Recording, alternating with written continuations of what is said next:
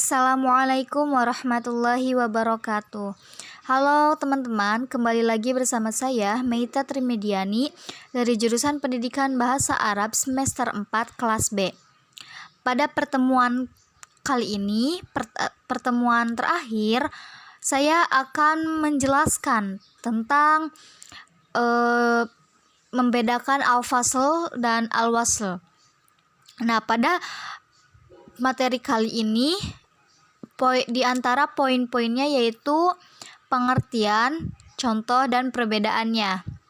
Apa saja pengertian, perbedaan, dan contoh yang akan saya bahas? Mari kita simak penjelasan berikutnya. Poin yang pertama yaitu pengertian wasl dan fasl. Nah, pengertian wasl yaitu menyambungkan satu kalimat. Maksud dari menyambungkan satu kalimat ini berarti wasl itu adalah menyambungkan suatu kalimat dengan kalimat lainnya dengan menggunakan huruf athof. Dalam Al-Quran itu biasanya kita kan menemukan suatu ayat atau kalimat yang diawali dengan wawu. Nah, ayat semacam itu menunjukkan bahwa ayat tersebut diathofkan dengan ayat atau kalimat sebelumnya. Jadi, apabila ada dua ayat atau lebih yang diathofkan, itu dinamakan wasl dalam ilmu balaghah.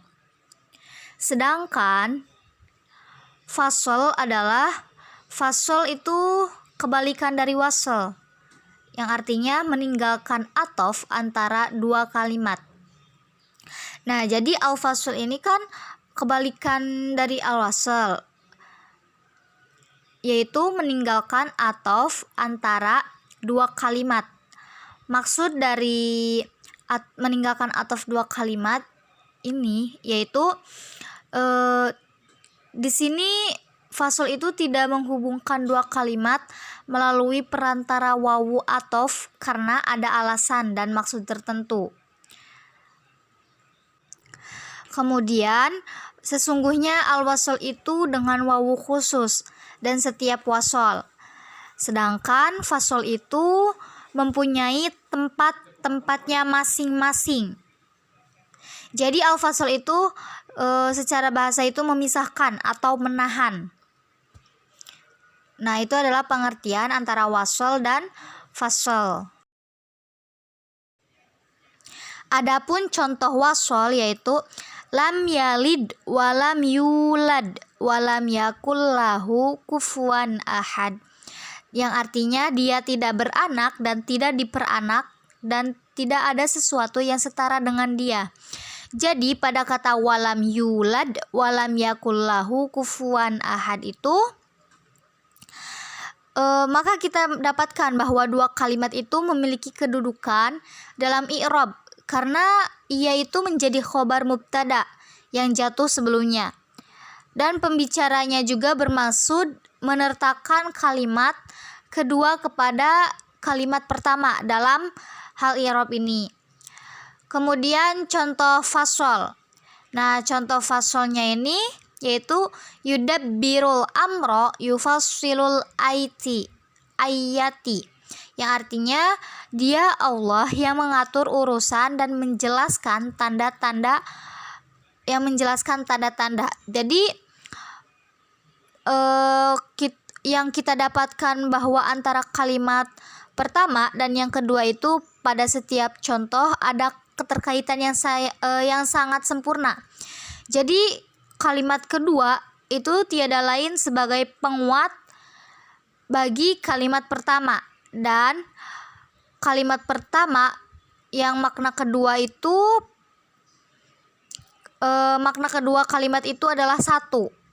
Nah, itu adalah contoh fasl dan wasl. Kemudian perbedaan antara fasl dan wasl yaitu dalam segi pengertiannya. Wasl adalah menyambungkan suatu kalimat dengan kalimat lainnya dengan menggunakan huruf athof, yaitu wawu. Sedangkan fasl adalah meninggalkan athof antara dua kalimat. Kalau menurut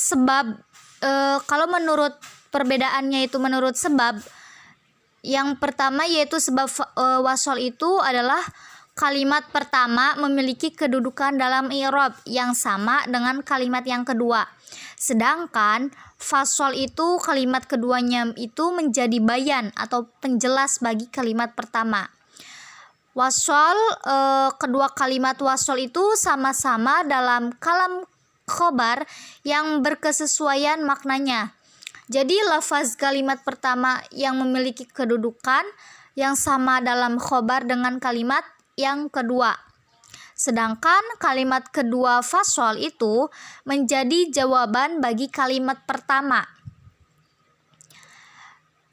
Nah, wasol dalam wasol kedua kalimat sama-sama dalam kalam insya yang berkesesuaian maknanya. Jadi lafaz kalimat pertama dalam wasol itu memiliki kedudukan yang sama dalam insya dengan kalimat yang kedua. Sedangkan dalam fasol kalimat pertama dan kedua itu pada jumlah terdapat perbedaan yang sangat jauh dari bentuk khobar dan insya. Nah, itu adalah perbedaan yang sangat jelas dalam antara wasol dan wasol.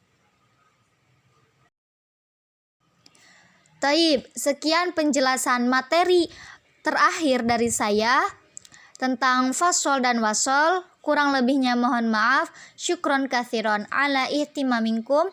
Wassalamualaikum warahmatullahi wabarakatuh.